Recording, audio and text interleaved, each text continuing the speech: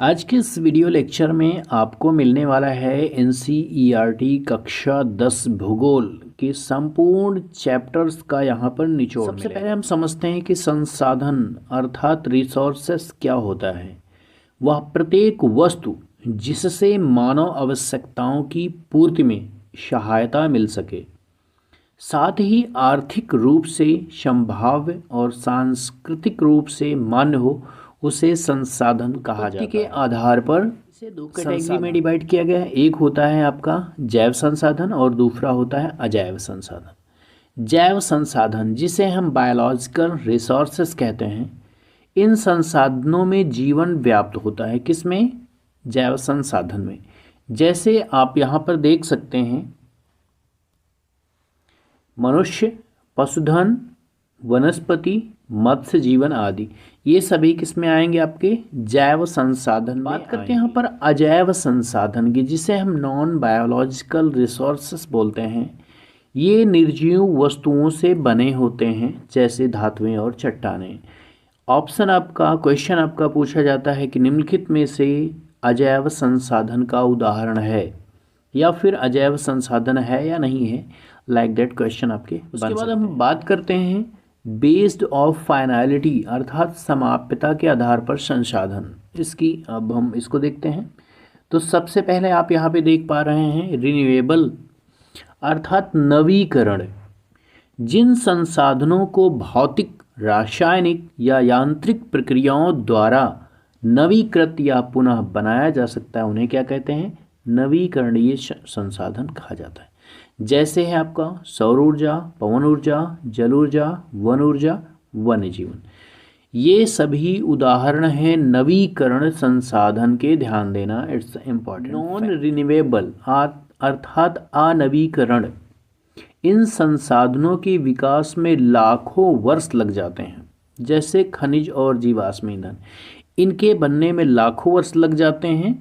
एक लंबा रेखा से 200 समुद्री मील की दूरी को क्या कहा जाता है? अपवर्जक आर्थिक क्षेत्र कहा जाता है। ऐसे भी प्रश्न आ सकता है कि तटरेखा से 200 समुद्री मील की दूरी से परे खुले महासागरीय संसाधनों पे किस देश का अधिकार होता है? ऐसे प्रश्न बन सकता है। नोट पे देखिएगा, किंतु इन संसाधनों का उपयोग कुछ अंतर्राष्ट्रीय संस्थाओं की सहमति से किया जाता है। विकास के स्तर के आधार पर संसाधन, depending on the level of development. संभावी संसाधन है पहला, ऐसे संसाधन जो किसी प्रदेश में मौजूद होते हैं किंतु इनका उपयोग नहीं किया गया है, उन्हें कहा जाता है संभावी संसाधन। राजस्थान और गुजरात में सौर ऊर्जा और पवन ऊर्जा के संसाधनों की अपार संभावनाएं हैं, परंतु इनका सही ढंग से अभी तक विकास नहीं हो पाया है। नेक्स्ट है आपका विकसित संसाधन, डेवलप्ड रिसोर्सेज।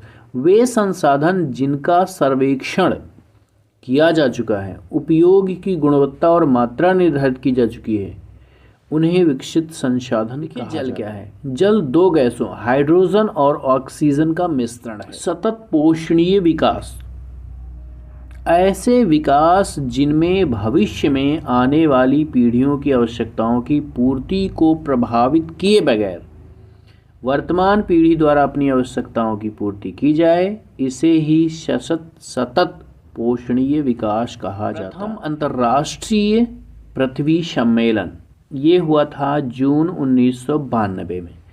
पूछा जाए कि कहाँ हुआ था प्रथम अंतर्राष्ट्रीय पृथ्वी सम्मेलन, तो हुआ था रियो डी जेनेरियो, ये ब्राज़ील का एक शहर है।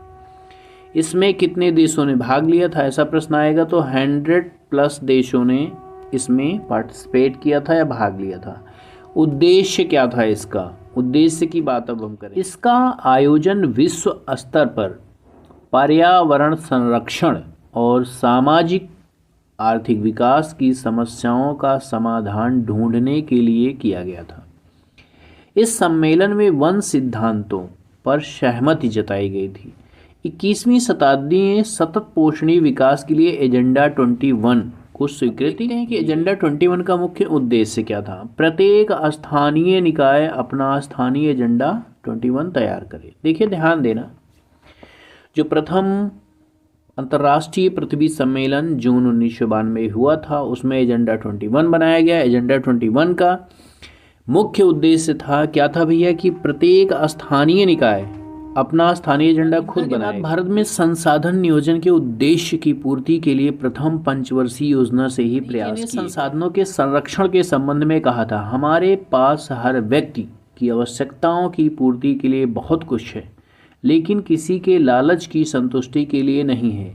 अर्थात हमारे पास पेट भरने के लिए बहुत है, लेकिन पेटी भरने के लिए ये स्टेटमेंट गांधी जी का है। अब प्रश्न यहाँ पर आपका पूछा जा सकता है, बहुत अच्छा प्रश्न पूछा जा सकता है कि गांधी जी ने किस संबंध में कहा था, हमारे पास पेट भरने के लिए बहुत है लेकिन पेटी भरने के लिए नहीं है। तो ये कहा था संसाधनों के संरक्षण के संबंध में। सुमेसर ने अपनी पुस्तक स्मॉल इज ब्यूटीफुल, नाम क्या है पुस्तक का, स्मॉल इज ब्यूटीफुल, किसकी पुस्तक है, सुमेसर की पुस्तक है। इस पुस्तक में संसाधन संरक्षण पर गांधी जी के दर्शन की चर्चा की है। तो सिंपल सा, बहुत अच्छा, बहुत प्यारा प्रश्न आपका बन रहा है।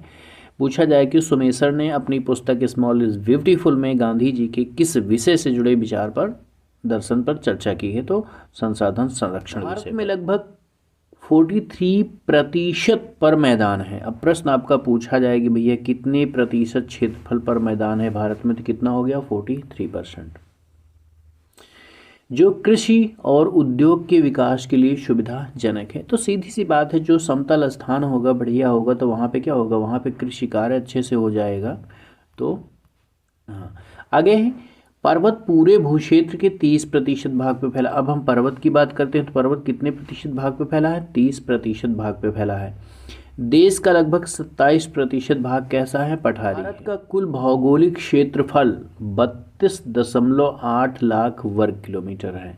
पंजाब और हरियाणा में 80% भूमि पर खेती होती है। प्रश्न आपका आता है कि पंजाब और हरियाणा में, या फिर ऐसे प्रश्न आ सकता है कि ऐसे कौन से राज्य हैं जहां की 80% भूमि पर खेती की जाती है, तो आपका आंसर हो जाएगा पंजाब और हरियाणा। 10% से कम कृषि क्षेत्र वाले प्रदेश में आपका अरुणाचल प्रदेश, मिजोरम, मणिपुर, अंडमान निकोबार द्वीप समूह, यहाँ पर 10% से कम क्षेत्र पर कृषि। राष्ट्रीय वन नीति 1952 के अनुसार देश के 33% भूक्षेत्र पर वन होना चाहिए। बहुत अच्छा प्रश्न है। प्रश्न आपका पूछा जाता है कि भैया भारत के कितने क्षेत्र पर क्या नाम है, वन होना चाहिए, तो 33%। ये किसके अकॉर्डिंग है, राष्ट्रीय वन नीति के अकॉर्डिंग। आगे हम अपनी मूलभूत आवश्यकताओं जैसे रोटी, कपड़ा और मकान का 95% भाग भूमि से प्राप्त करते हैं। भूमि निम्नीकरण के कारण क्या होते हैं, कारण और स्थान यहाँ पर हम देखने वाले हैं। देखिए, वनोन्मूलन, ठीक, कारण है भूमि निम्नीकरण का क्या है, वनोन्मूलन अर्थात वनों का काटना। ये कहाँ कहाँ है, झारखंड, उड़ीसा, मध्य प्रदेश और छत्तीसगढ़ में। यहाँ पर जो है कि वनोन्मूलन की वजह से भूमि निम्नीकरण हो रहा है या हुआ है। अति पशुचारण कहाँ, अति पशुचारण की वजह से भूमि निम्नीकरण कहाँ कहाँ हुआ, गुजरात, राजस्थान और मध्य प्रदेश में। अधिक सिंचाई की वजह से पंजाब, हरियाणा और पश्चिमी उत्तर प्रदेश, यहाँ पर जो है कि, तो ये 3 प्लेसेस का यहाँ पर जिक्र है और 3 रीजन्स जिक्र है। करते हैं मृदा सबसे महत्वपूर्ण नवीकरण प्राकृतिक संसाधन है। जलोढ़ मृदा, क्या है भैया, जलोढ़ मृदा। यह मृदा हिमालय की 3 प्रमुख नदी तंत्रों सिंधु, गंगा और ब्रह्मपुत्र नदियों द्वारा लाए गए निक्षेपों से बनी है। प्रश्न आपका पूछा जाएगी जलोढ़ मृदा किन 3 नदियों के निक्षेपों से, लाए गए निक्षेपों से बनी है, तो क्या हो जाएगा, सिंधु, गंगा और महानदी, कृष्णा, कावेरी, गोदावरी नदियों के डेल्टे भी जलोढ़ मृदा से बने हैं। तो एक पॉइंट आपको, जलोढ़ मृदा देश की महत्वपूर्ण मृदा है। संपूर्ण उत्तरी मैदान इसी से बना है। अब आपका प्रश्न एक अच्छा बन गया कि भैया संपूर्ण उत्तरी मैदान किस मृदा से बना है, तो जलोढ़ मृदा से बना है। आयु के आधार पर जलोढ़ मृदा के प्रकार, बांगर, पुरानी जलोढ़ मृदा। देखिए, पुरानी जो जलोढ़ मृदा उसे बांगर कहा जाता है। इसमें कंकर ग्रंथियों की मात्रा, खादर किसे कहते हैं, नवीन जलोढ़ को खादर कहते हैं, इसमें ज़्यादा महीन कण होते हैं। जलोढ़ मृदाएं पोटास, फास्फोरस, चूना युक्त होने के कारण बहुत उपजाऊ होती हैं। तो प्रश्न आपका बहुत बढ़िया है ये कि कौन सी मृदा बहुत ज़्यादा उपजाऊ होती है, तो जलोढ़ मृदा। क्यों होती है, व्हाट्स रीज़न बिहाइंड इट, तो पोटास, फास्फोरस और चूना युक्त होने के कारण ये मृदा बहुत अधिक उपजाऊ होती है। आगे है काली मृदा, जिसे रेगर मृदा भी कहा जाता है। इसे काली कपास मृदा भी कहा जाता है, क्योंकि काली मृदा कपास की खेती के लिए बेहतर। मृदा बहुत महीन कणों वाली, जिसे हम मृतिका या क्ले कहते हैं, इससे बनी होती है। इसमें नमी धारण की क्षमता बहुत ज़्यादा होती है। किसमें? काली मृदा में। काली मृदा का क्षेत्र की बात करें तो दक्कन का पठार, महाराष्ट्र, सौराष्ट्र, मालवा, मध्य प्रदेश और छत्तीसगढ़ के पठार, यहाँ पर काली मृदा पाई जाती है। में कैल्शियम कार्बोनेट, मैग्नीशियम, पोटाश और चूने जैसे पौष्टिक तत्व अधिक होते हैं। गर्म और शुष्क मौसम में काली मृदा गहरी दरारें पड़ जाती हैं काली मृदा में। जैसे देखिए, ये मान लीजिए मैंने एज अ एग्जांपल रख दिया है समझने के लिए कि ये काली मृदा है और यहाँ पे क्या है, देखिए ये काफ़ी अच्छी खासी दरार। लाल मिट्टी और पीली मिट्टी, इनका रंग लाल रवेदार आग्नेय और रूपांतरित चट्टानों में लौह धातु के प्रसार के कारण होता है, तथा इनका पीला रंग इनमें जल योजन के कारण होता है। लाल मृदा दक्कन का पठार, पूर्वी और दक्षिणी हिस्सों में है। ये मृदाएं लाल और पीली उड़ीसा, छत्तीसगढ़, मध्य गंगा मैदान के दक्षिणी छोर और पश्चिमी घाट में पहाड़ी पद पर पाई जाती है। यह मृदा अम्लीय होती है। अब देखिए यहाँ पर पीएच मान इसका 6 से नीचे बताया जा रहा है या 6 बताया जा रहा है, ध्यान देना। पीएच मान को आप समझ लीजिए होता क्या है। जैसे पीएच मान किसी चीज़ का 7 है, एग्जैक्ट 7 है, तो वो मृदा क्या होगी? उदासीन होगी। कैसी होगी? उदासीन होगी। ठीक। अब अगर पीएच मान 7 से नीचे है, यानी 6 है, मतलब 6.5 है, 6 है, 4 है, 5 है, जो भी कुछ कह लीजिए, 7 से नीचे है, तो वो मृदा कैसी होगी भैया? अम्लीय होगी। कैसी होगी? अम्लीय। और 7 से ऊपर अगर चले जाएंगे आप तो वो हो जाएगा क्षारीय। ध्यान देना, बहुत आसान है समझना, इसमें कोई दिमाग लगाने की ज़रूरत नहीं है। 7 एग्जैक्ट है तो उदासीन है, 7 से नीचे अम्लीय, 7 से ऊपर क्षारीय।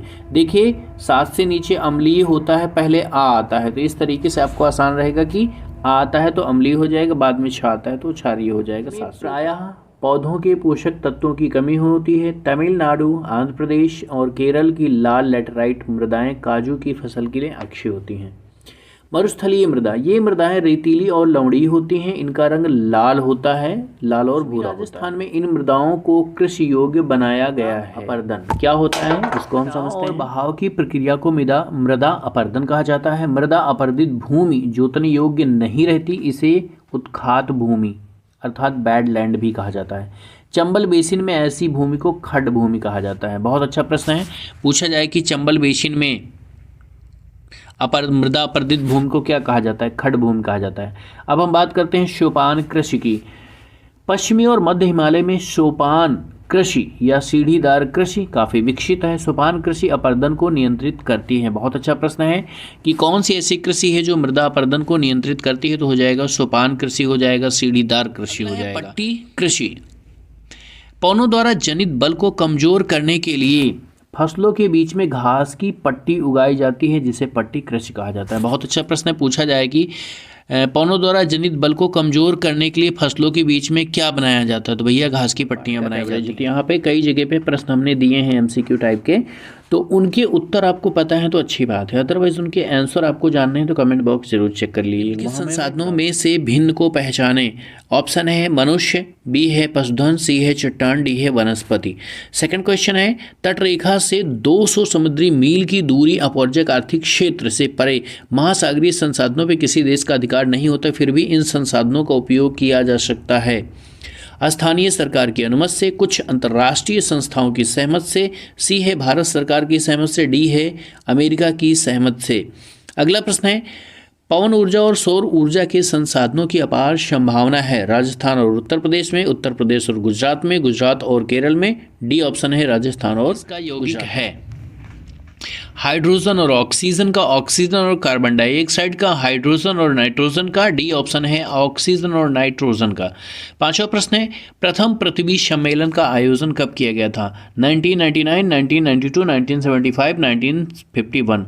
अगला प्रश्न है एजेंडा 21 का मुख्य उद्देश्य है कि प्रत्येक देश अपना एजेंडा 21 तैयार करे, प्रत्येक संस्था अपना एजेंडा 21 तैयार करे, सभी देश की पर्यावरण संस्थाएं पर्यावरण को बचाने का प्रयास करें। डी ऑप्शन है प्रत्येक स्थानीय निकाय अपना स्थानीय एजेंडा 21 तैयार करे। अगला प्रश्न है स्वाधीनता के बाद भारत में संसाधन नियोजन की पूर्ति के लिए पंचवर्षीय योजना से ही प्रयास किए गए, अर्थात किस पंचवर्षीय योजना से? प्रथम, 7वीं, 10वीं, 6वीं, 8वीं।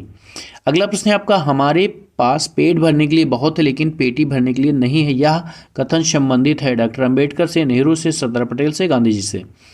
अगला प्रश्न है सुमेसर ने अपनी पुस्तक स्मॉल इज ब्यूटीफुल में गांधी जी के किस विषय से जुड़े दर्शन की चर्चा की है? गरीबी, आज़ादी, संसाधन संरक्षण, राष्ट्रीय आंदोलन। क्षेत्र, मैदान, कृषि और उद्योग के विकास हेतु सुविधाजनक होते हैं, यह देश के कितने प्रतिशत क्षेत्र पर है? 27%, 30%, इनमें से कोई नहीं, या फिर 43%। अगला प्रश्न है भारत का कुल भौगोलिक क्षेत्रफल 32.8 लाख वर्ग किलोमीटर है, परंतु इसके कितने प्रतिशत भाग के ही भूभाग के उपयोग के आंकड़े उपलब्ध हैं? 71, 29, 93, 33। अब आते हैं हम अगले प्रश्न पे। राष्ट्रीय वन नीति 1952 के अनुसार कितने प्रतिशत क्षेत्र पर वन होना चाहिए? 33%, 21% एंड 30%, 25%। अगला प्रश्न है हम अपनी मूलभूत आवश्यकताओं रोटी भोजन यानी मतलब रोटी, कपड़ा और मकान का कितने प्रतिशत भाग भूमि से प्राप्त करते हैं? 5%, 95%, 21%, 78%। अगला प्रश्न है पेड़ फसलों की वृद्धि के लिए जरूरी प्राकृतिक पोषक तत्वों की कमी को भूमि निम्नीकरण कहते हैं। पंजाब, हरियाणा और पश्चिमी उत्तर प्रदेश में इसके लिए उत्तरदायी है। वनोन्मूलन, खनन, अधिक सिंचाई, अति पशुचारण। अगला प्रश्न है निम्नलिखित में से किस मृदा में कंकर ग्रंथियों की मात्रा ज्यादा होती है? बांगर, खादर, रेगर, उत्खाद भूमि। अगला है लौह एस किस प्रकार का संसाधन है? नवीकरण, जैव, अजैव, अनवीकरण। अगला प्रश्न है निम्नलिखित में से किस प्रांत में सीढ़ीदार अर्थात सोपान खेती होती है? उत्तराखंड, हरियाणा, पंजाब, उत्तर प्रदेश के मैदान। अगला प्रश्न है अपरदित भूमि को खड्ड भूमि कहाँ कहा जाता है? पश्चिमी राजस्थान, चंबल बेसिन, जम्मू कश्मीर, दिल्ली में। अगला प्रश्न है ज्वारीय ऊर्जा किस प्रकार का संसाधन नहीं है? देखिए नहीं है जो प्रश्न में होते हैं उन पे आपको फोकस हमेशा करना चाहिए, यहीं पे आपके प्रश्न गलत हो जाते हैं। अजैव, अचक्रीय, मानवकृत, पुनः पूर्ति योग्य। अगला प्रश्न है कपास की खेती के लिए उपयुक्त काली मृदा मुख्य रूप से कहाँ पाई जाती है? तो महाराष्ट्र, उत्तर प्रदेश और राजस्थान में। चलिए यहाँ पर आपका ये थोड़ा टाइम तो लगेगा ही, आप पूरी पुस्तक पढ़ेंगे, ठीक है। पुस्तक पढ़ेंगे तो आपको लंबा अच्छा खासा टाइम जाएगा, आपको पूरा नोट्स पहले मार्क करना पड़ेगा। यहाँ पर आपको रेडी मटेरियल मिल रहा है वीडियो लेक्चर के माध्यम से, बहुत ही आसानी से आप कोई काम कर रहे हैं आप वीडियो चलाकर रख दीजिए, आराम से आपका रिवीजन होता रहेगा। और फास्ट रिवीजन मैं करवा रहा हूँ, टाइम नहीं ले रहा हूँ ज़्यादा। चलिए आते हैं सेकंड पे। ये पार्ट नंबर 2 अर्थात चैप्टर नंबर 2 है जिसका नाम है वन एवं वन्य जीव संसाधन। हमारे देश भारत में जैव विविधता के संदर्भ में विश्व के सबसे समृद्ध देशों में से एक है। यहाँ विश्व की सारी जैव उपजातियों की 8% संख्या जो कि लगभग 16 लाख होती है पाई जाती है। 10% वन्य वनस्पति जात तथा 20% स्तनधारियों के लुप्त होने का खतरा है। लुप्त होने के कगार वाली उपजातियों की अगर हम बात करें तो गुलाबी सिर वाली बत्तख, पहाड़ी कोयल, चीता, जंगली चीतीदार उल्लू, मधुका इनसिग्निश जो कि महुआ की एक प्रजाति है, हुबर्डिया हेप्टा न्यूरोन जो कि घास की एक प्रजाति है, और प्राकृतिक संसाधन संघ IUCN international union for conservation of nature, इसका फुल फॉर्म है, पूर्ण रूप है। सामान्य जातियों की बात करें तो वे जातियां जिनकी संख्या जीवित रहने के लिए सामान्य मानी जाती है उन्हें सामान्य जातियां कहा जाता है। पशु, शाल, चीड़ और कृंतक रोटेंडर्स आदि हैं।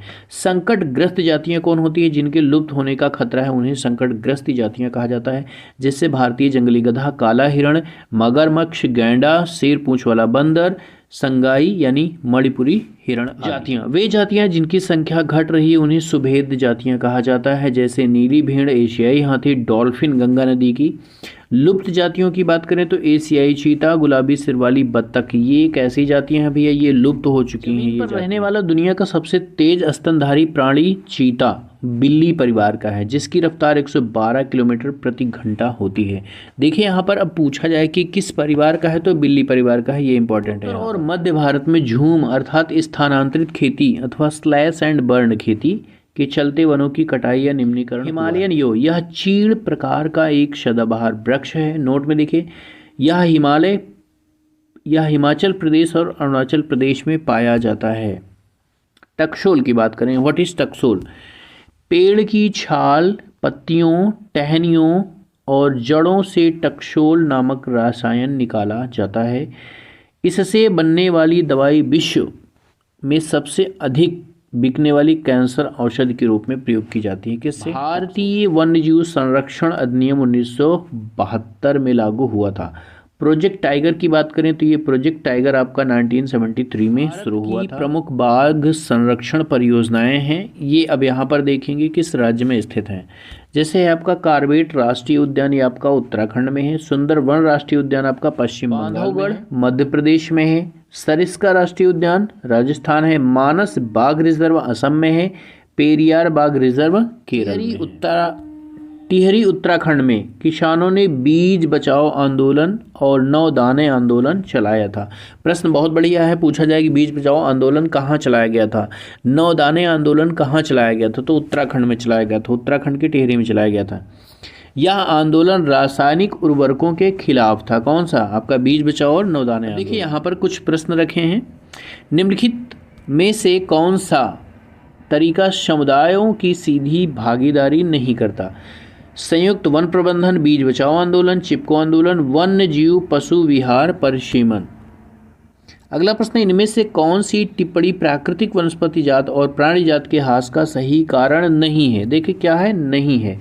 कृषि प्रसार है।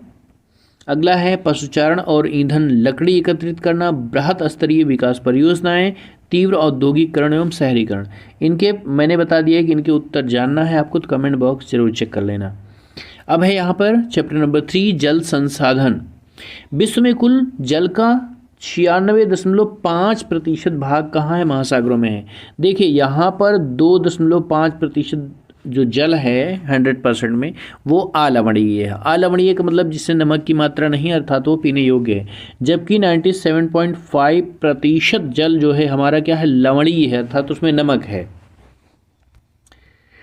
विश्व में अलवणीय जल का लगभग 70% भाग अंटार्कटिका, ग्रीनलैंड और पर्वतीय क्षेत्रों में बर्फ की चादरों, हिमनदों के रूप में है। जबकि 30% से थोड़ा कम भौम जल के रूप में पाया जाता है।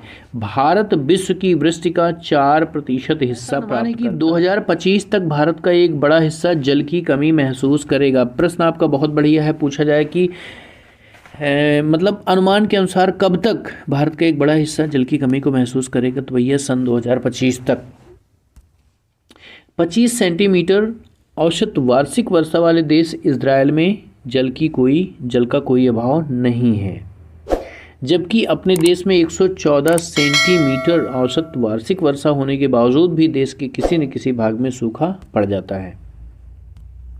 भारत में कुल विद्युत का लगभग 22% भाग जल विद्युत से प्राप्त होता है। पूछा जाए कि कितने प्रतिशत भाग जल विद्युत से, तो 22% हो जाएगा। चंद्रगुप्त मौर्य के समय बृहत स्तर पर बांध, झील, सिंचाई तंत्रों का निर्माण कराया गया था। निम्नलिखित स्थानों पर उत्कृष्ट सिंचाई के तंत्र होने के सबूत मिले हैं। कहाँ कहाँ है? उड़ीसा के कलिंग में, आंध्र प्रदेश के नागार्जुनकोड में, कर्नाटक के किन्नौर में, महाराष्ट्र के भोपाल झील जो कि कृत्रिम झील है 11वीं शताब्दी में बनाई गई थी। प्रश्न आपका आता है कि भैया भोपाल झील जो कि एक कृत्रिम झील है कब बनाई गई थी? तो 11वीं शताब्दी में बनाई थी। जवाहरलाल नेहरू ने गर्व से बांधों को आधुनिक भारत के मंदिर कहकर संबोधित किया था या कहा करते थे। बहुत अच्छा प्रश्न है, पूछा जाए कि बांधों को आधुनिक भारत के मंदिर कौन कहा करते थे? जवाहरलाल नेहरू। सरोवर बांध गुजरात में नर्मदा नदी पर बना है। इसमें 4 राज्य महाराष्ट्र, मध्य प्रदेश, गुजरात और राजस्थान शामिल। पश्चिमी भारत अर्थात राजस्थान में पीने के जल का संग्रहण एकत्रित करने के लिए छत वर्षा जल संग्रहण का तरीका क्या है? आम है। प्राकृतिक जल का शुद्धतम रूप वर्षा का जल या पालर पानी है। देखिए बहुत अच्छा प्रश्न है, पूछा जाएगा भैया प्राकृतिक जल का शुद्धतम रूप है। अगर पालर पानी ऑप्शन में दे दिया है तो आपको घबराने की जरूरत नहीं है, क्योंकि पालर पानी या वर्षा जल एक ही चीज़ है। राजधानी शिलांग में छत वर्षा जल संग्रहण प्रचलित है। पूछा जाए कि कहाँ प्रचलित है, तो मेघालय की राजधानी शिलांग में। विश्व की सबसे अधिक वर्षा मौसिनराम व चेरापूंजी में होती है, जो कि शिलांग से 55 किलोमीटर। तमिलनाडु ऐसा राज्य है जहाँ पूरे राज्य में हर घर में छत वर्षा जल संग्रहण ढांचे का बनाना अनिवार्य कर दिया गया है। इसका पालन न करने वाले व्यक्ति के ऊपर कानूनी कार्रवाई हो सकती है। कृषि एग्रीकल्चर। भारत की 2/3 जनसंख्या कृषि कार्यों में संलग्न है। प्रारंभिक जीवन निर्वाह कृषि क्या होती है भैया? यह कर्तन दहन प्रणाली स्लैश एंड बर्न कृषि है। कौन सी? आपका प्रारंभिक जीवन निर्वाह कृषि। देखिए बहुत अच्छा प्रश्न है आपका। पूछा जाए कि प्रारंभिक जीवन निर्वाह कृषि को और क्या कहते हैं, तो इसे ही कहा जाता है कर्तन दहन प्रणाली या स्लैश एंड बर्न कृषि कहा जाता है। स्लैश एंड बर्न कृषि को अन्य कई नामों से जाना जाता है। देखिए ध्यान दीजिएगा, बहुत अच्छा प्रश्न है आपका। यथा उत्तर पूर्वी राज्यों नागालैंड, असम, मेघालय, मिजोरम में से झूम कहा जाता है। मणिपुर में पलामू कहा जाता है। बस्तर जिला छत्तीसगढ़ में और अंडमान निकोबार द्वीप समूह में से दीपा कहा जाता है। मध्य प्रदेश में बेबर या दाहिया कहा जाता है। पेड़ा या पोडू कहा जाता है। ओडिशा में अब कोमान, बरिंगा, पामडामी कहा जाता है। कुमारी कहा जाता है। दक्षिण पूर्वी राजस्थान में वालेर या वाल्ट्रे कहा जाता है। हिमालय क्षेत्र में खिल कहते हैं। झारखंड में कुरुआ। अन्य देशों की बात करें तो अन्य देशों में से क्या कहा जाता है? वियतनाम में रे कहते हैं। इंडोनेशिया में लदांग कहा जाता है। ब्राज़ील में रोका कहा जाता है। मध्य अफ्रीका में मसोले कहते हैं और मध्य अमेरिका में इसे मिल्पा कहा जाता है। वेनेजुएला में कोनू को कहा जाता है। कृषि, यह कृषि उन क्षेत्रों में की जाती है जहां भूमि पर जनसंख्या का दबाव अधिक रहता है। इस कृषि में उत्पादन के लिए अधिक मात्रा में जैव रासायनिक निवेशों और सिंचाई का प्रयोग किया जाता है। वाणिज्यिक कृषि क्या होती है? अधिक उपज देने वाले बीजों, रासायनिक उर्वरकों, कीटनाशकों के प्रयोग से उच्च पैदावार प्राप्त किया जाता है। हरियाणा और पंजाब में चावल वाणिज्य की फसल है, जबकि उड़ीसा में यह एक जीविका का फसल। कृषि क्या होती है? यह कृषि एक प्रकार की वाणिज्यिक कृषि है जो लंबे चौड़े क्षेत्र में उगाई जाती है। इससे प्राप्त सारा उत्पादन उद्योग कच्चे माल के रूप में प्रयोग में लाया जाता है। बहुत अच्छा प्रश्न है। पूछा जाए प्रश्न आपका कि भैया लंबे चौड़े क्षेत्रों में उगाई जाने वाली कृषि को क्या कहते हैं? रोपण कृषि कहते हैं। किस कृषि से प्राप्त सारा माल कच्चे माल के रूप में प्रयोग में किया जाता है? तो हो जाएगा आपका रोपण कृषि। भारत की महत्वपूर्ण रोपण फसलें कौन कौन सी हैं? चाय, कॉफ़ी, रबर, गन्ना, केला आदि है। और उत्तरी बंगाल में चाय, कर्नाटक में कॉफ़ी वहाँ की मुख्य रोपण फसलें हैं। क्योंकि रोपण कृषि में उत्पादन बिक्री के लिए होता है, अतः इसके विकास में परिवहन और संचार से संबंधित उद्योग और बाजार का महत्वपूर्ण योगदान होता है। भारत में 3 शस्य ऋतुएं होती हैं, रबी, खरीफ और जायद। अब देखिए यहाँ पर भैया रबी की फसल आपका अक्टूबर से दिसंबर के बीच में बोई जाती है और काटने का समय होता है अप्रैल से जून के बीच में। फसलें होती हैं गेहूँ, मटर, सरसों, चना और जौ। खरीफ फसल की बात करें तो ये जून जुलाई में बोई जाती है और सितंबर अक्टूबर में काटी जाती है। खरीफ की फसलों में आपका आता है चावल, मक्का, ज्वार, बाजरा, मूंगफली, सोयाबीन, जूट, उड़द, कपास, मूंग, अरहर आदि। जायद की फसल की बात करें तो ये ग्रीष्म ऋतु में बोई जाती है और इसके जो है कि कटने का समय ज़्यादा नहीं होता, जल्दी ही कटी जाती है। तरबूज, खरबूज, खीरा, सब्जियां, चारे की फसलें ये सभी हमारी आती हैं जायद फसलों पर। जायद की फसलों रबी की फसलें जैसे आपका गेहूँ है, मटर है, सरसों है और आपका चना, ये सब क्या है जायद की रबी की फसलें हैं। खरीफ की फसलों की बात करें तो यहाँ पर चावल आपका आ जाएगा, गेहूँ आ जाएगा, ये आपका कपास आ जाएगा, मूंग आ जाएगी, ये सभी हमारी खरीफ की फसलों में आती हैं। फिर जायद की फसल की बात कर लें तो यहाँ पर आपका तरबूज हो गया, खरबूजा हो गया, खीरा हो गया, सब्जियाँ हो गई, ये सभी हमारी जायद की फसलों में आती हैं। नोट में देखिए गन्ने की फसल को तैयार होने में 1 वर्ष का समय लगता है। पूछा जाए प्रश्न की कौन सी फसल है जिसके तैयार होने में 1 वर्ष का समय लगता है? तो अधिकांश लोगों का खाद्यान्न चावल है। भारत चीन के बाद दूसरा सबसे बड़ा उत्पादक देश है। किसका? चावल का। चावल के बाद गेहूं दूसरे सबसे बड़ी खाद्यान्न फसल है। दालें, भारत विश्व में दालों का सबसे बड़ा उत्पादक एवं उपभोक्ता उत्पादक राज्य हैं मध्य प्रदेश, उत्तर प्रदेश, राजस्थान, महाराष्ट्र और कर्नाटक। गन्ना, ब्राज़ील के बाद भारत गन्ने का दूसरा सबसे बड़ा उत्पादक देश है। प्रश्न आपका आता है कि गन्ने का सबसे बड़ा उत्पादक देश, तो ब्राज़ील हो जाएगा, दूसरे नंबर पे भारत है। मुख्य उत्पादक राज्य की बात कर लें तो भैया उत्तर प्रदेश, महाराष्ट्र, बिहार, पंजाब, हरियाणा, आंध्र प्रदेश, तेलंगाना और कर्नाटक में गन्ना जो है कि। चाय की बात करें तो चाय रोपण कृषि का उदाहरण है। पूछा जाए कि चाय कौन सी कृषि में आता है? रोपण कृषि में आता है। मुख्य उत्पादक क्षेत्र की बात करें तो असम हो गया, पश्चिम बंगाल में दार्जिलिंग और जलपाईगुड़ी जिलों की पहाड़ियों, तमिलनाडु और केरल में चाय की फसल उगाई जाती है। नोट, इसके अलावा हिमाचल प्रदेश, उत्तराखंड, मेघालय, आंध्र प्रदेश, त्रिपुरा आदि राज्यों में भी चाय उगाई जाती है। कॉफ़ी, भारतीय कॉफ़ी अपनी गुणवत्ता के लिए विश्वविख्यात है। अपने देश में अरेबिका किस्म की कॉफ़ी पैदा की जाती है। बहुत अच्छा प्रश्न है। अपने देश में अर्थात भारत में किस किस्म की कॉफ़ी पैदा की जाती है? अरेबिका किस्म की, जो आरंभ में यमन से लाई गई थी। यह कॉफ़ी कहाँ से लाई गई थी? शुरू में यमन से लाई गई थी। कॉफ़ी की खेती की शुरुआत बाबा बूदन पहाड़ियों से हुई। आज भी इसकी खेती नीलगिरी पहाड़ियों के आसपास कर्नाटक, केरल और तमिलनाडु में की जाती है। किसकी भैया? कॉफ़ी की। सब्जियां, वेजिटेबल्स। भारत विश्व की लगभग 13% सब्जियों को उत्पादन करता है। कितने प्रतिशत? 200 सेंटीमीटर से अधिक वर्षा, 25 डिग्री सेल्सियस से अधिक तापमान होना चाहिए। किसके लिए? रबड़ के उत्पादन के लिए। ठीक। आगे, रबर भूमध्य रेखीय फसल है जो कि कच्चा माल है। पूछा जाए कि भैया भूमध्य रेखीय फसल का उदाहरण, तो रबर हो जाएगा। ये कच्चे माल के रूप में इस्तेमाल किया जाता है। रबर केरल, तमिलनाडु, कर्नाटक, अंडमान निकोबार द्वीप समूह और मेघालय में गारो पहाड़ियों पर पाया जाता है या उगाया जाता है। रेशेदार फसलें की बात करें तो जूट, कपास, सन और प्राकृतिक रेशम भारत में उगाई जाने वाली 4 मुख्य रेशेदार फसलें हैं। इनमें से पहली 3 फसलें मिट्टी में उगाई जाती हैं, जबकि चौथी फसल रेशम के कीड़े के कोकून से प्राप्त होती हैं, जो मलबरी पेड़ की हरी पत्तियों पर पाला जाता है। रेशम उत्पादन को सेरीकल्चर कहा जाता है। क्या कहा जाता है? सेरीकल्चर कहा जाता है। कपास, भारत को कपास के पौधे का मूल स्थान माना गया है। कपड़ा उद्योग का यह मुख्य कच्चा माल है। कपास जो है कपड़ा उद्योग का मुख्य कच्चा माल है। इसे सुनहरा रेशा भी कहा जाता है। जूट को क्या कहा जाता है? सुनहरा रेशा कहा जाता है। मुख्य उत्पादक राज्य की बात करें तो असम, उड़ीसा, बिहार व पश्चिम बंगाल है। प्रथम पंचवर्षीय योजना में भूमि सुधार मुख्य लक्ष्य था। पूछा जाए कि भूमि सुधार मुख्य लक्ष्य किस पंचवर्षीय योजना में था? तो प्रथम में था। प्रश्न आ जाए, महात्मा गांधी ने किसे अपना आध्यात्मिक उत्तराधिकारी घोषित किया था? इसका सही जवाब हो जाएगा आपका Vinoba Bhave. This is very important question, just keep in your mind. Now Bhoodan, देखिए भूदान क्या था, इसकी बात हम करते हैं तो श्री रामचंद्र रेड्डी ने 80 भूमिहीन ग्रामीणों को 80 एकड़ भूमि बांटने की पेशकश की थी, जिसे भूदान कहा गया। ग्रामदान की बात करें तो कुछ जमींदारों ने भूमिहीनों को पूरा गांव देने की पेशकश की, जिसे ग्राम दान के नाम से जाना गया। विनोबा भावे द्वारा शुरू किए गए भूदान ग्राम दान आंदोलन को रक्तहीन क्रांति का नाम भी दिया गया है।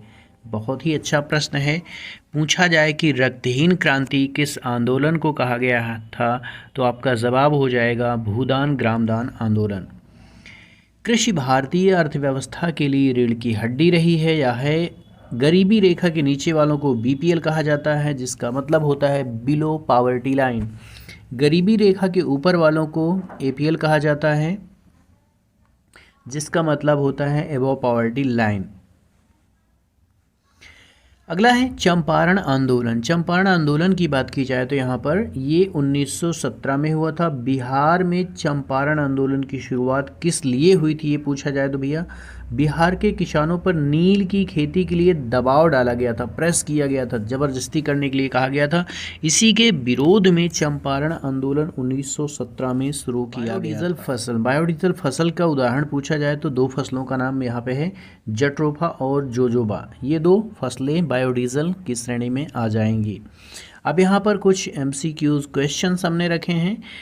पहला है, निम्न में से कौन सा उस कृषि प्रणाली को दर्शाता है जिसमें एक ही फसल लंबे चौड़े क्षेत्र में उगाई जाती है?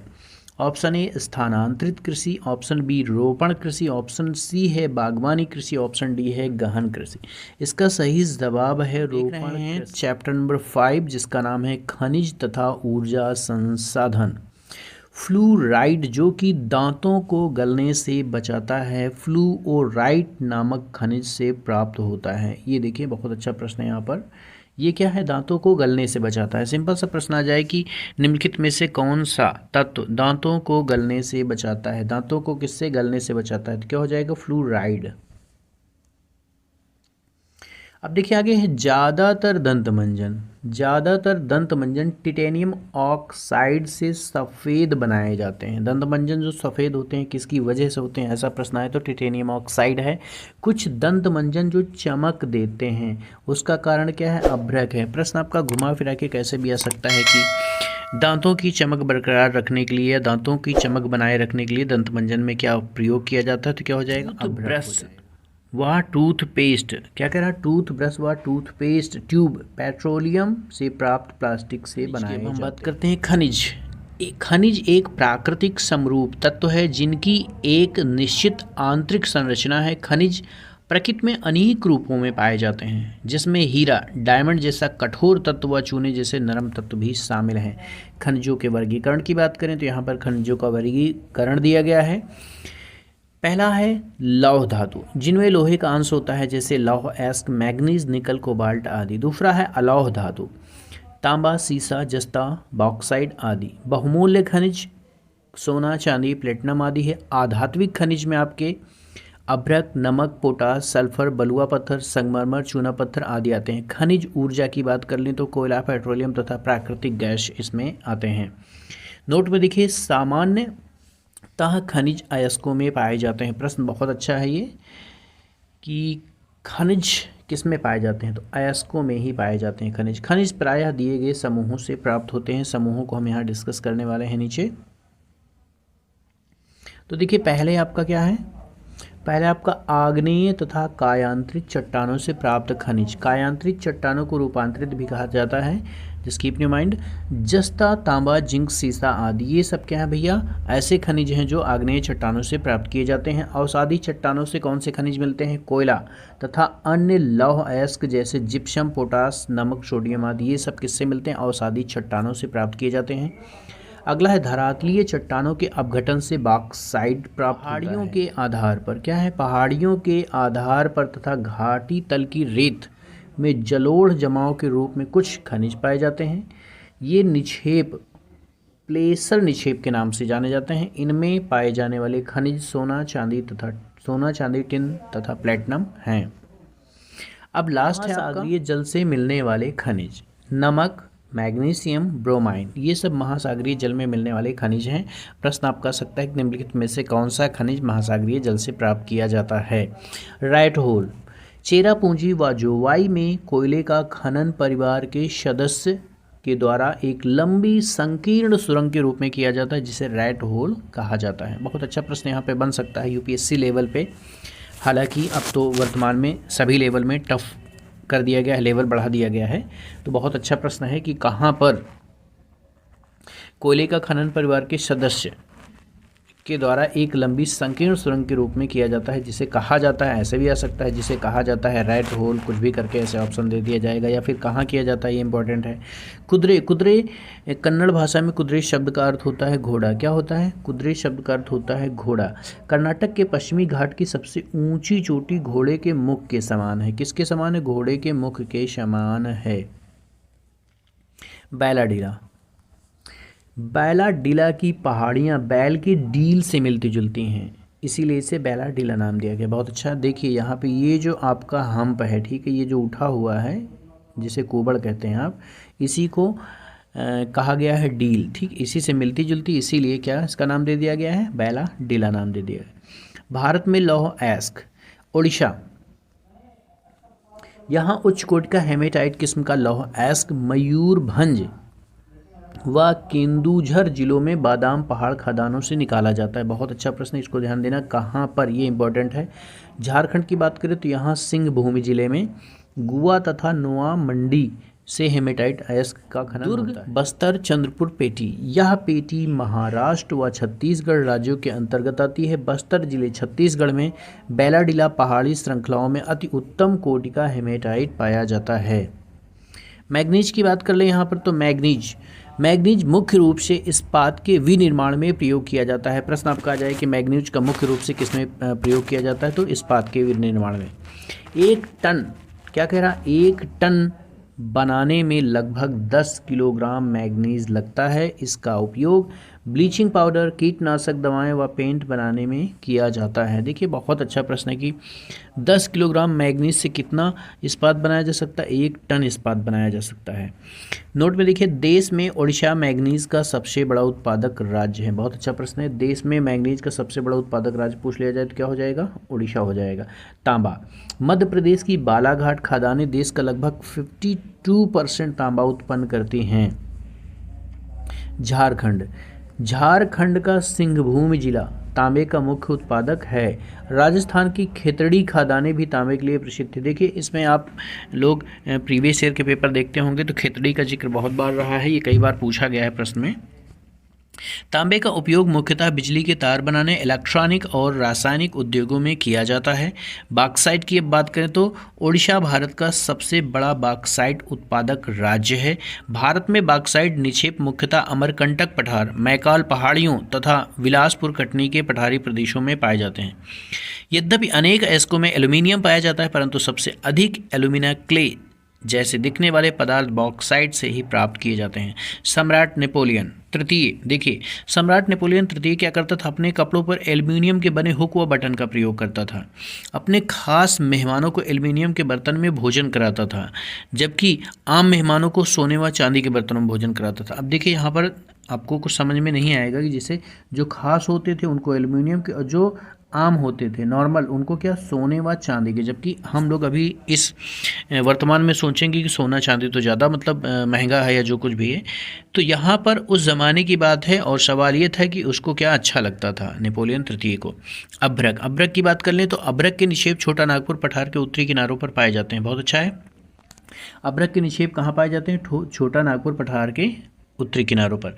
बिहार व झारखंड की कोडरमा, गया, हजारीबाग, पेटी अग्रणी अभ्रक उत्पादक हैं। राजस्थान के मुख्य उत्पादक क्षेत्र की बात करें तो अजमेर के आसपास पाए जाते हैं। आंध्र प्रदेश की नेल्लौर अभ्रक पेटी देश की महत्वपूर्ण उत्पादक पेटी हम लाइमस्टोन कहते हैं।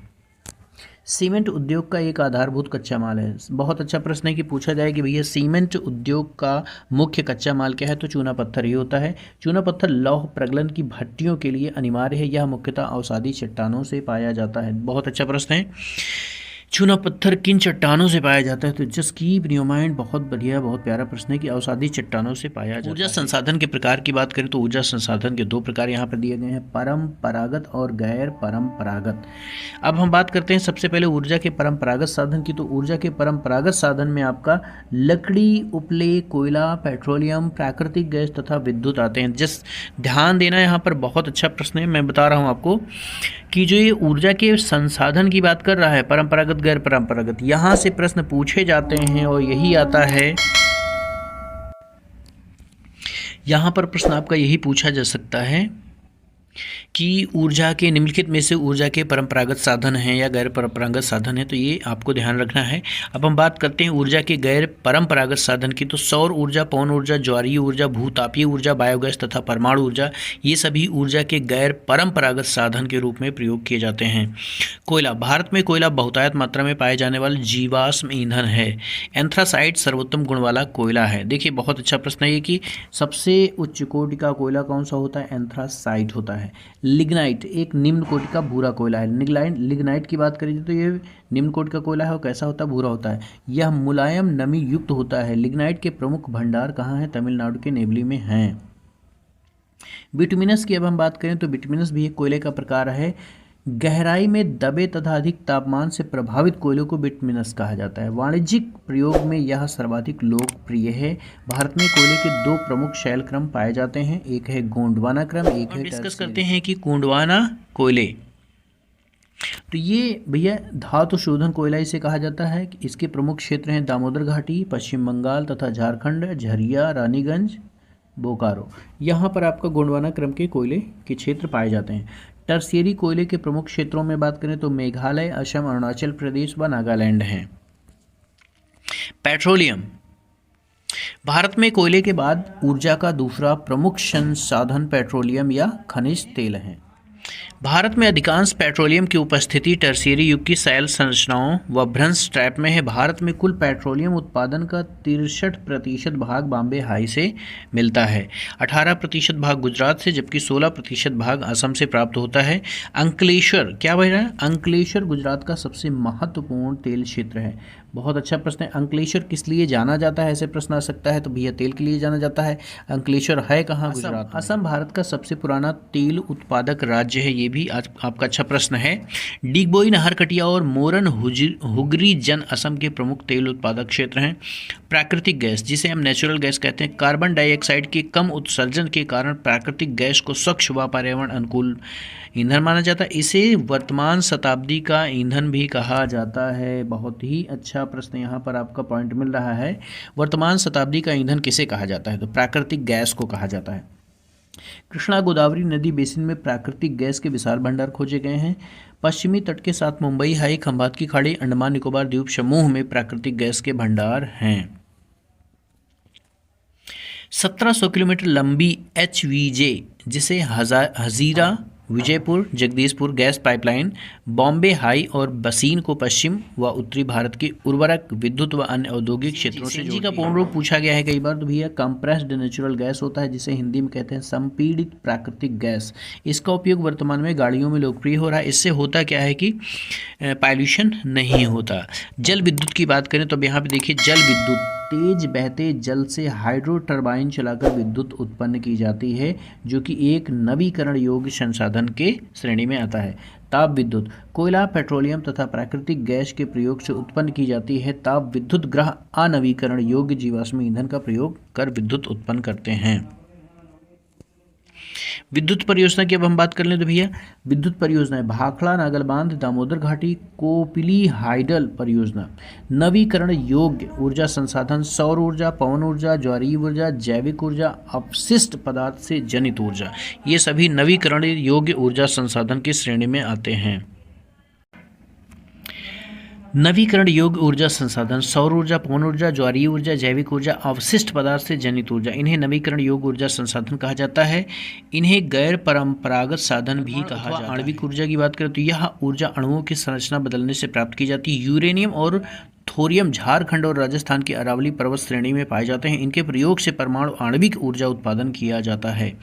केरल में मिलने वाली मोनोजाइट रेत में भी थोरियम की मात्रा पाई जाती है। Just keep in your mind, क्या कह रहा है कि केरल में मिलने वाली मोनोजाइट रेत में क्या थोरियम की मात्रा पाई जाती है। बहुत अच्छा, यहाँ पर ये पॉइंट है। सौर ऊर्जा की हम बात करें, भारत एक उष्णकटिबंधीय देश है। यहाँ सौर ऊर्जा के दोहन की अपार संभावनाएं हैं। इसके मामले में बहुत अच्छा है भारत। फोटोवोल्टाइक प्रौद्योगिकी द्वारा धूप को सीधे विद्युत ऊर्जा में परिवर्तित किया जाता है। पवन ऊर्जा, देश में पवन ऊर्जा की असीम संभावनाएं हैं। पवन ऊर्जा फॉर्म्स की बात करें तो तमिलनाडु में नागरकोइल से मदुरई तक, आंध्र प्रदेश, कर्नाटक, गुजरात, केरल, महाराष्ट्र तथा लक्षद्वीप में पवन ऊर्जा फॉर्म्स मौजूद हैं। नागरकोइल और जैसलमेर देश में पवन ऊर्जा के प्रभावी प्रयोग के लिए माने जाते हैं। बायोगैस की बात करें तो जैविक पदार्थों जैसे झाड़ियों, कृषि अपशिष्ट, पशुओं और मानव जनित अपशिष्ट के अपघटन से बायोगैस उत्पन्न की जाती है। नोट में देखिए, बायोगैस पशुओं के गोबर का प्रयोग करने में सबसे ऊर्जा। महासागरीय तरंगों का प्रयोग विद्युत उत्पादन में किया जा सकता है। भारत में खंबात की खाड़ी, कच्छ की खाड़ी तथा पश्चिमी तट पर गुजरात में और पश्चिम बंगाल में सुंदरवन क्षेत्र, गंगा डेल्टा क्षेत्र में ज्वारीय तरंगों द्वारा ऊर्जा उत्पन्न करने की आदर्श दशाएं मौजूद हैं। भूतापीय ऊर्जा, पृथ्वी के आंतरिक भागों से प्राप्त ताप का प्रयोग कर उत्पन्न की जाने वाली ऊर्जा विद्युत को भूतापीय ऊर्जा कहा जाता है। भारत में सैकड़ों गर्म जल पानी के चश्मे हैं जिनका विद्युत उत्पादन में प्रयोग किया जा सकता है। प्रायोगिक परियोजनाएं, पार्वती घाटी मणिकरण के निकट हिमाचल में है। दूसरा है पूगा घाटी लद्दाख में है। अब यहाँ पे प्रश्न है आपका एमसीक्यूज में, निम्नलिखित में से कौन सा खनिज अपक्षयित पदार्थ के अवशिष्ट भार को त्यागता हुआ चट्टानों के अपघटन से बनता है? कोयला, बॉक्साइट, जस्ता, सोना। उत्तर पता है तो कमेंट बॉक्स में करिएगा, अदरवाइज आपको इसके उत्तर जानने हैं तो कमेंट बॉक्स आप चेक कर लीजिएगा। झारखंड स्थित कोडरमा किस खनिज का अग्रणी उत्पादक है? बॉक्साइट, लौह अयस्क, अभ्रक, तांबा। मोनोजाइट रेत में निम्नलिखित में से कौन सा खनिज पाया जाता है? खनिज तेल, थोरियम। कोयला, यूरेनियम। अब हम यहाँ पे बात करते हैं चैप्टर नंबर 6 जिसका नाम है विनिर्माण संसाधन। विनिर्माण या वस्तु निर्माण, कच्चे पदार्थ को मूल्यवान उत्पाद में परिवर्तित कर अधिक मात्रा में वस्तुओं के उत्पादन को विनिर्माण कहा जाता है। लोहा इस्पात, लौह अयस्क तथा एल्यूमिनियम बॉक्साइट से निर्मित हैं। वस्त्र उद्योग की बात करें तो कृषि के बाद दूसरा सबसे बड़ा उद्योग वस्त्र उद्योग है। देश का पहला सफल सूती वस्त्र उद्योग 1854 में मुंबई में लगाया गया था। पटसन उद्योग, भारत पटसन व पटसन निर्मित सामान का सबसे बड़ा उत्पादक है। नोट में देखिए, पहला पटसन उद्योग कोलकाता के निकट रिसरा में 1855 में लगाया गया था। चीनी उद्योग की बात करें तो भारत चीनी उत्पादन में विश्व में दूसरे स्थान पे, पहले स्थान पे ब्राजील है। जबकि गुड़ व खांडसारी के मामले में पूछा जाएगा विश्व में प्रथम स्थान पे कौन है, तो आपका भारत आ जाएगा। सेल, सार्वजनिक क्षेत्र के लगभग सभी उपक्रम अपने इस्पात को स्टील अथॉरिटी ऑफ इंडिया के माध्यम से बेचते हैं। सीमेंट उद्योग की अब यहाँ पे बात हम कर लें तो भैया कच्चा माल मुख्य रूप से देखिए पहले भी बताया जा चुका है, चूँकि इस चैप्टर में भी इसीलिए इसका जिक्र हो रहा है। तो सीमेंट उद्योग का मुख्य रूप से कच्चा माल चूना पत्थर है, जबकि और है सिलिका और जिप्सम भी कच्चे माल के रूप में। सीमेंट उद्योग 1904 में चेन्नई में लगाया गया था। प्रश्न आपका आता है कि पहला सीमेंट उद्योग कब लगाया गया, तो 1904 में कहाँ लगाया गया, चेन्नई में। सूचना प्रौद्योगिकी तथा इलेक्ट्रॉनिक उद्योग की बात करें तो यहाँ पे इसके उत्पाद की बात करें तो इसके उत्पाद में भैया radio, television, telephone, cellular, telecom, radar, computer तथा दूरसंचार उपकरण ये जो है कि उत्पाद की श्रेणी में आते हैं। बंगलुरु को भारत की इलेक्ट्रॉनिक राजधानी कहा जाता है। बहुत ही अच्छा प्रश्न है, ये आपको ध्यान रखना है। नोट कर सकते हैं कि भारत की इलेक्ट्रॉनिक राजधानी किसे कहा जाता है, बंगलुरु कहा जाता है। उद्योग से 4 प्रकार के प्रदूषण होते हैं, वायु प्रदूषण, जल प्रदूषण, भूमि प्रदूषण, ध्वनि प्रदूषण। अब हम बात करते हैं वायु प्रदूषण की। वायुमंडल में अनचाही गैसों की मात्रा बढ़ने पर वायु प्रदूषण होता है। देखिए, वायु प्रदूषण की परिभाषा सिंपल से बिल्कुल डिफिनेशन है कि वायुमंडल में जो गैसें ना चाही जाए, मतलब जिनकी आवश्यकता हमें ना हो, अगर उनकी मात्रा क्या है, मात्रा बढ़ जाती है तो क्या होगा भैया, उसी कंडीशन को हम वायु प्रदूषण कहते हैं। वायु प्रदूषण के लिए मुख्य जिम्मेदार गैस की बात करें तो मुख्य जिम्मेदार गैसों में सल्फर डाइऑक्साइड जिसे हम SO2 कहते हैं ये है। अगर ये पानी के साथ मिला दिया जाए तो सल्फ्यूरिक अम्ल बन जाता है। दूसरी जिम्मेदार गैस है कार्बन डाइऑक्साइड जिसे हम CO2 कहते हैं। नोट में देखिए, CO2 को शुष्क बर्फ यानी ड्राई आइस भी कहा जाता है। इसका उपयोग आइसक्रीम और मुख्य रूप से शीतलन के रूप में प्रयोग किया जाता है। बात कर रहे हैं भैया वाटर पॉल्यूशन, उद्योग या कारखानों द्वारा कार्बनिक तथा अकार्बनिक अपशिष्ट पदार्थों को नदी में छोड़ने से जल प्रदूषण होता है। प्रमुख कारक इसके क्या हैं, चमड़ा उद्योग, रसायन, तेल शोधनशालाएं, अम्ल अपमार्जक, पारा, कीटनाशक, उर्वरक, कार्बन, प्लास्टिक आदि ये सभी हमारे जल प्रदूषण के प्रमुख कारक हैं। नोट में देखिएगा, भारत के प्रमुख अपशिष्ट पदार्थों में फ्लाई ऐश, फास्फोजिप्सम तथा लोहा इस्पात की अशुद्धियां शामिल हैं। तापीय प्रदूषण की अब हम बात कर रहे हैं तो भैया कारखानों तथा तापघरों के गर्म जल को बिना ठंडा किए नदियों व तालाबों में छोड़ने से तापीय प्रदूषण फैलता है। ध्वनि प्रदूषण की बात यहाँ पर कर रहे हैं, जिस ध्वनि में मानव व जीव जंतुओं को परेशानी हो उसे ही ध्वनि प्रदूषण की श्रेणी में रखा जाता है। नुकसान क्या होता है ध्वनि प्रदूषण से, खिन्नता आती है, उत्तेजना आती है, श्रवण ह्रास होता है, हृदय गति होती है, रक्तचाप, मानसिक विकार या मानसिक चिंताएं ये सब बढ़ जाती हैं। स्रोत की बात करें तो औद्योगिक तथा निर्माण कार्य, जनरेटर, कारखाने आदि के उपकरण से जो है कि ध्वनि प्रदूषण में से कौन सा खनिज अपक्षयित पदार्थ के अवशिष्ट भार को त्यागता हुआ चट्टानों के अपघटन से बनता है? कोयला, बॉक्साइट, जस्ता, सोना। अगला प्रश्न है, झारखंड स्थित कोडरमा किस खनिज का अग्रणी उत्पादक है? बॉक्साइट, लौह अयस्क, अभ्रक। अगला है तांबा। अगला प्रश्न है, मोनोजाइट रेत में निम्नलिखित में से कौन सा खनिज पाया जाता है? खनिज तेल, थोरियम, कोयला। 7 है जो कि इस कक्षा 10 की पुस्तक का लास्ट चैप्टर है।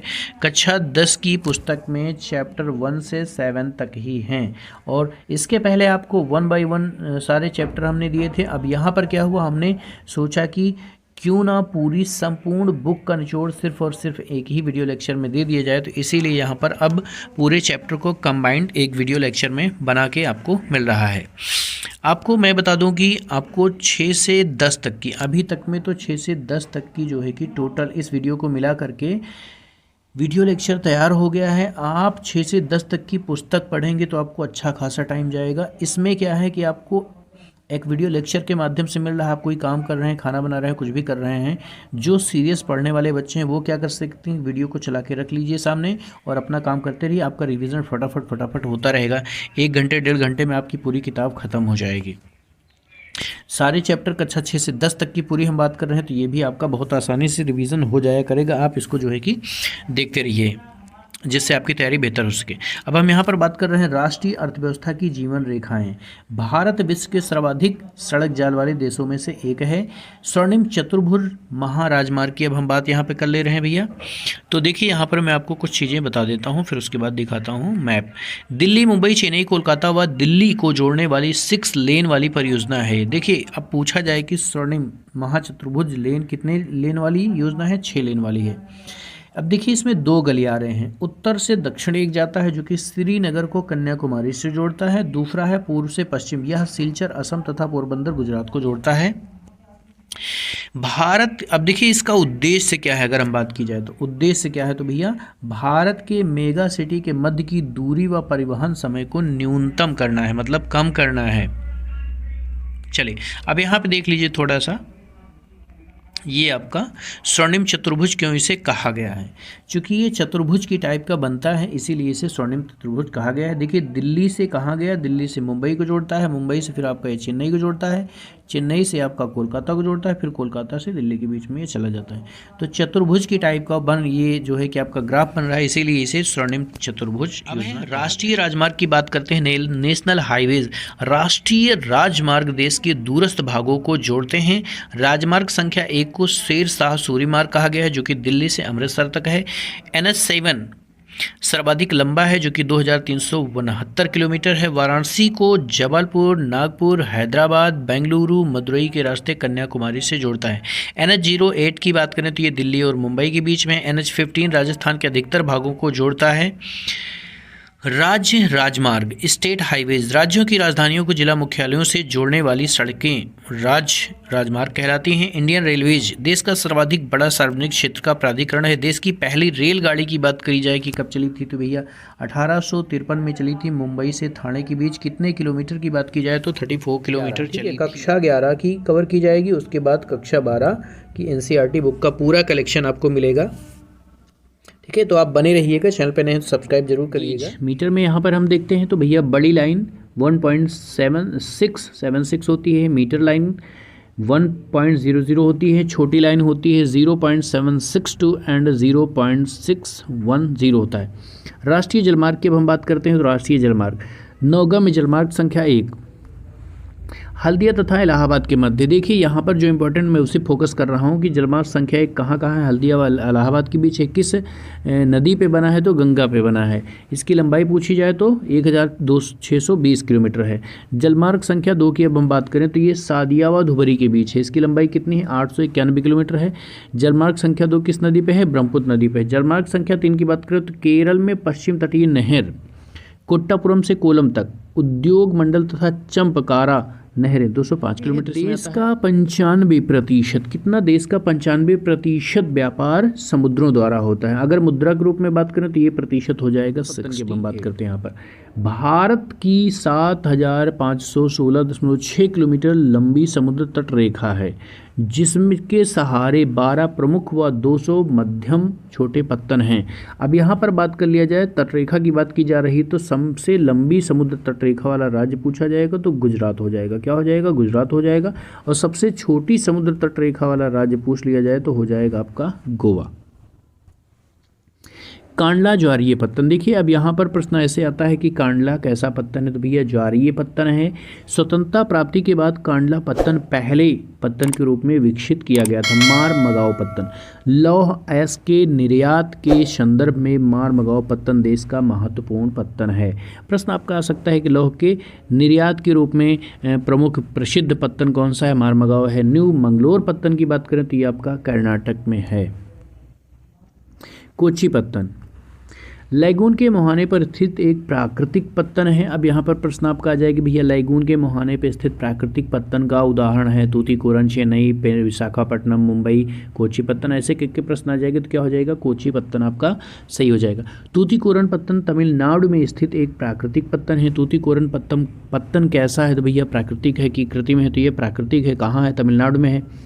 चेन्नई पत्तन देश का प्राचीनतम कृत्रिम पत्तन है। विशाखापट्टनम स्थल से घिरा गहरा सुरक्षित पत्तन है। प्रश्न आपका आ सकता है कि स्थल से घिरा गहरा व सुरक्षित पत्तन का उदाहरण है, तो तो क्या हो जाएगा, विशाखापट्टनम हो जाएगा।